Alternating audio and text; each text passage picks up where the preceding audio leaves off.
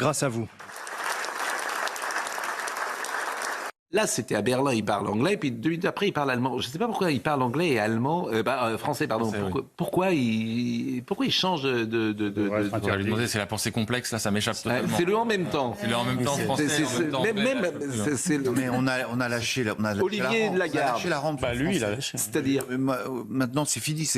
On n'arrive même plus à défendre la langue française. Et le président de la République, qui devrait être le premier défenseur de la langue, voilà, il y a Jean-Marie Roy qui s'époumonne, mais qui crie dans le vide, quoi. Il a fait tout France. Et c'est grave ce qui se passe, parce que on ne pense pas de la même façon en français qu'on pense en allemand, qu'on pense en anglais. Défendre sa langue, c'est vraiment défendre sa spécificité. C'est des signaux qui sont envoyés. C'est des signaux qui sont envoyés de vraiment ces élites qui savent parler anglais, mais il y a des Français qui écoutent le président qui ne savent pas parler anglais, donc ils se sentent Il y a des Français qui écoutent le président, je ne suis pas sûr. Comment ? Il y a des Français qui écoutent encore le président. Oui, bon. Ils sont de moins en moins, quand même. Bon, alors écoutons-le. Florian Philippot, vous voulez dire Non, mais moi je trouve ça absolument honteux. En fait, il parle anglais, il parle globish, quoi. Enfin, voilà, il veut montrer que c'est un mondialiste, il est au-dessus des nations, il nous méprise. Et c'est honteux, parce que le français, c'est une magnifique langue, qui devrait être le premier défenseur de cette langue, et qu'elle a un statut de langue internationale. Il est en Allemagne, il parle anglais. Qu'est-ce que c'est ? Mayalène Trémollet. Là, toujours en même temps, Emmanuel Macron, il avait quand même inauguré la Cité de la francophonie à Villers-Cotterêts. C'était son projet, justement. Elle avait invité Jean-Marie Roy, un grand musée, etc. Ça l'empêche pas de parler anglais. Bon, on va pas non plus épiloguer, je veux dire, l'instrument anglais. Bon, écoutez. Vous avez parlé directement avec un président. Olivier de Lagarde. Avec Trump, il n'y a pas de souci. Quand vous êtes en position officielle, vous êtes le président vous l'avez dit. Français. Bon, avant de parler du sondage d'IFOP, de revenir, et on en a beaucoup parlé hier, puisque nous parlons d'Emmanuel Macron, et ce matin, Florian Philippot est avec nous, c'est le président des Patriotes. Vous vouliez évoquer l'affaire des Rafales et du président Macron, parce que c'est vrai qu'on en a assez peu parlé de ces Rafales. Non, mais je suis très inquiet de la tournure que prennent les choses sur la guerre et sur la question ukraino-russe. J'ai entendu hier le chef d'état-major des armées, M. Mandon, le général Mandon, devant le congrès des maires, qui a fait un discours très surprenant pour les maires en disant il faut accepter de perdre nos enfants. Et nous allons avoir des pertes économiques et vous allez accueillir des soldats dans vos communes, trouver de la place parce qu'on va s'entraîner et parce qu'on se prépare pour la guerre dans 3-4 ans contre la Russie.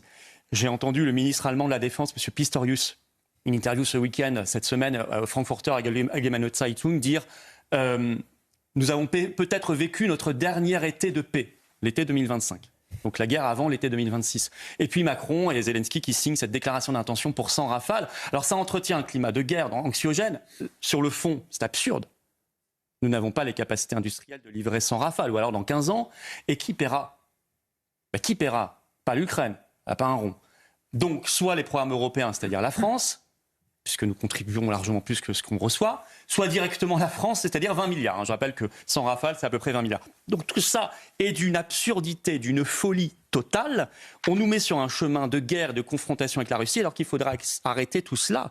Nous disons aux patriotes, plus 1 euro pour l'Ukraine, pas une arme, et pas un soldat français, évidemment, pas une goutte de sang français dans cette guerre qui n'est pas la Russie. Éric Nolot. Est-ce que vous dites quelque chose à la Russie ? Je lui dis qu'on reprendra le dialogue. Très absente de votre discours. On reprendra le dialogue avec la Russie. Non, les plus bellicistes de l'affaire, ce sont quand même les Russes. Je crois qu'on a compris que M. Poutine ne voulait pas. Je ne suis pas convaincu de cela, M.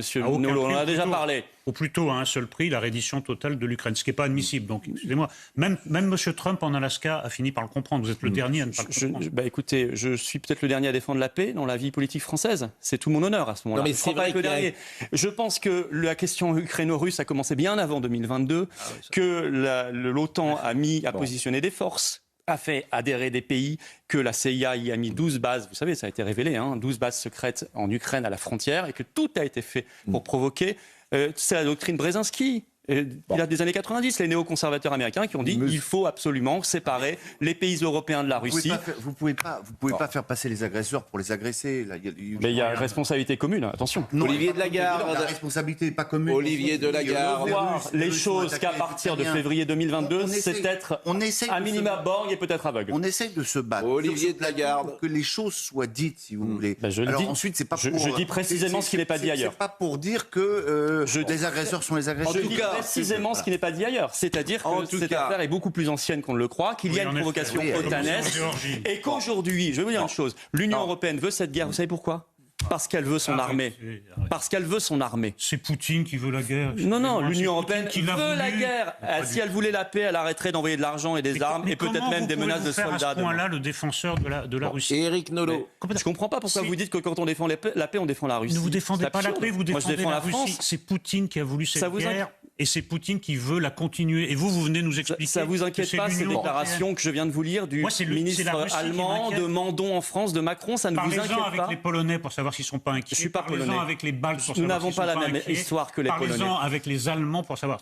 Mais Éric, ça c'est des fachos. Non, mais on a compris. On a compris le débat. Il reste 10 minutes. On n'est pas estonien, on n'est pas polonais, on n'a pas la même histoire et la même relation à la Russie. On a tout intérêt, je veux dire, rien que pour des questions d'énergie, sauf si vous voulez continuer de ruiner la France avec une énergie 3 fois trop chère, de s'entendre avec la Russie, ça ne veut pas dire être soumis, ça veut dire arrêter cette folie de la guerre et de la ruine, parce qu'en plus, le temps est compté, si j'ose dire. Moi, ce qui m'étonne toujours, c'est que ce soit M. Mandon qui dise des choses, et ce que vous avez dit est tout à fait juste, qu'un général d'armée dise devant des mères, et c'est repris nulle part, préparez-vous à la mort de vos enfants. Ouais. C'est ce qu'il a dit hier. Ça peut m'étonner. Ce qui m'étonne encore plus, c'est que c'est repris nulle part ce matin. Ouais. Il me semble que c'est quand même une parole du président de la République.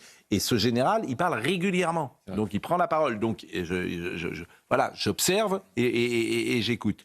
Bon, restez encore avec nous pendant quelques minutes. Je voulais simplement revenir sur l'étude de l'IFOP hier. Et il y a eu un prolongement sur l'antenne d'Europe 1 ce matin, notamment avec Jean-Luc Goujon, que je salue, de Lyon, puisqu'il est allé vérifier dans les rues de Lyon. Il a fait un reportage, c'est ce qu'il y a quand même de plus intéressant toujours, pour éclairer la réalité, le reportage. Et il a, Jean-Luc Goujon, et il a tendu son micro à des jeunes femmes, ou des jeunes hommes d'ailleurs, français, musulmans, et qui soit sont radicalisés, ou soit portent le voile, et il a essayé de comprendre en tout cas que ces gens témoignent. Et je vous propose d'écouter sur l'antenne d'Europe 1 à 9h46 et celle de CNews, d'écouter ces témoignages. Je me suis voilée vers 12 ans. C'était vraiment un choix, quelque chose qui me permet d'être plus libre, d'être moi-même. Vraiment, ma religion, c'est comme un pilier. Je prie avec mon père, on va à la mosquée ensemble tous les jours. Et surtout, le plus important, le vendredi, c'est Jumu'ah, c'est une prière collective. Moi, je me tiens vraiment à carreau sur les lois de la religion. Ça a plus d'importance, les lois de la religion, plutôt que les lois de la République française? Oui, je pense. Il y a des lois de la République quand même, elles sont essentielles. Mais je pense que je me tiendrai plus à carreau sur les lois de ma religion que plutôt la République. Fatima, 47 ans. C'est vrai que je vois beaucoup de jeunes filles voilées, ça me peine énormément. Parce que le voile, pour moi, ça signifie la soumission. Et je trouve ça dommage que dans un pays où il y a des libertés, dans un pays des droits de l'homme, une femme porte le voile aujourd'hui. Pour eux, la religion passe avant tout. Et avant la République, évidemment. Je trouve ça triste. On s'en prend au baromètre plutôt qu'au fait. Mayalène Trémollet, pardonnez-moi. Il y a autre chose que je trouve intéressant, moi, sur cette jeunesse qui est en recherche de radicalité, c'est qui va s'en emparer politiquement. Parce qu'on sait que Jean-Luc Mélenchon, notamment, se tourne beaucoup vers le vote musulman. Il est très populaire auprès de cet électorat. Et donc là, avec ce sondage, pour le coup, il y a vraiment un ferment. Et on va voir s'il y a de nouveaux retournements de position, comme Jean-Luc Mélenchon sur le voile, par exemple, pour essayer de capter cet électorat. Parce qu'il est de plus en plus fort, il est de plus en plus présent. Et ils vont voter, on se rapproche de 2027, vous disiez vous-même. Quel est votre électorat sociologiquement? Ce sont des jeunes gens, ce sont des gens plus âgés, ce sont des gens qui aiment la France, je crois, et qui sont attachés à nos libertés. Mais tout le monde aime la France, mais tout le monde, il n'y a pas de gens que je connaisse qui disent bon. Il y a des réserves de patriotisme immenses dans le peuple français, dans la classe dirigeante, de bien grands doutes. Je pense qu'il ne la trahirait pas comme il le font. En tout cas, comment vous avez interprété cette étude? Il y a trois points. Un, on arrête immédiatement les Florian Philippot. On arrête immédiatement l'immigration, mais immédiatement, et on reprend complètement la main. À zéro. Sauf peut-être quelques cas très particuliers ou quelques étudiants dont on est certain qu'ils sont de vrais étudiants, mais sinon on a... Et un peu d'immigration de travail peut-être? On a beaucoup de chômeurs. Formons-les. Nous avons pour cela des outils à récupérer, y compris le côté immigration, expulsion. On doit pouvoir élargir les critères d'expulsion, parce qu'il y a des gens qui n'ont rien à faire en France. Pour ça, c'est pas possible si on reste dans l'Union européenne. C'est impossible.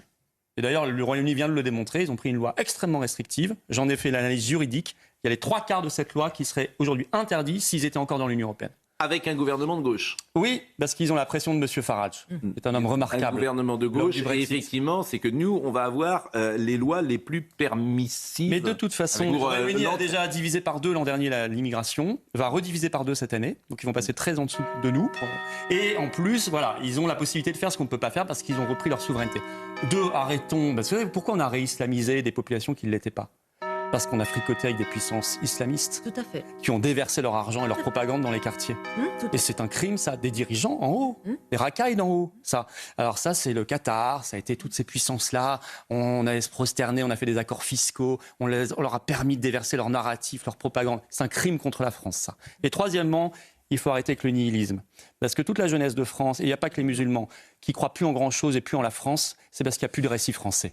Bon, vous avez entendu... Parce qu'on l'apprend plus à l'école. Vous avez entendu... plus la France, parce qu'il n'y a plus cette transmission de l'amour de la France. Et ça, à mon avis, c'est la première des choses à faire. Vous avez entendu le carillon d'Europe 1. Alors, sur l'argent du Qatar, il y a des choses très positives aussi, disons-le, et parce que ça a permis des investissements très importants, et ça a permis, effectivement, à la société ou à l'économie française de prospérer dans certains domaines. Il faut le dire. Toujours les contreparties, vous savez. Il faut le dire. Bon, il est 9h52. Il est 9h52. Je vais vous remercier, monsieur. Merci à vous. Merci beaucoup. Je crois que vous n'avez pas parlé 15 minutes, ce qui vous permettra peut-être de revenir. Eh ben, j'en suis très heureux. Je demande à Marine qu'elle décompte, parce qu'on va recevoir Natacha Saint-Pierre. Et je pense que vous pourrez, comme ça, il y a un petit décompte en plus de quelques minutes. Un peu de rab. Non, mais c'est vrai. Merci en tout cas. Merci à vous. Il n'y a pas de manifestation ce week-end, tout va bien ? Non, 13 décembre, on va faire une marche nationale pour la paix. Bon, beaucoup de monde. 9h, ça c'est une bonne idée de faire une marche pour la paix. Il est 9h55, on marque une pause et on va être avec Natacha Saint-Pierre, mes très chères saintes, 10 femmes inspirantes. À tout de suite.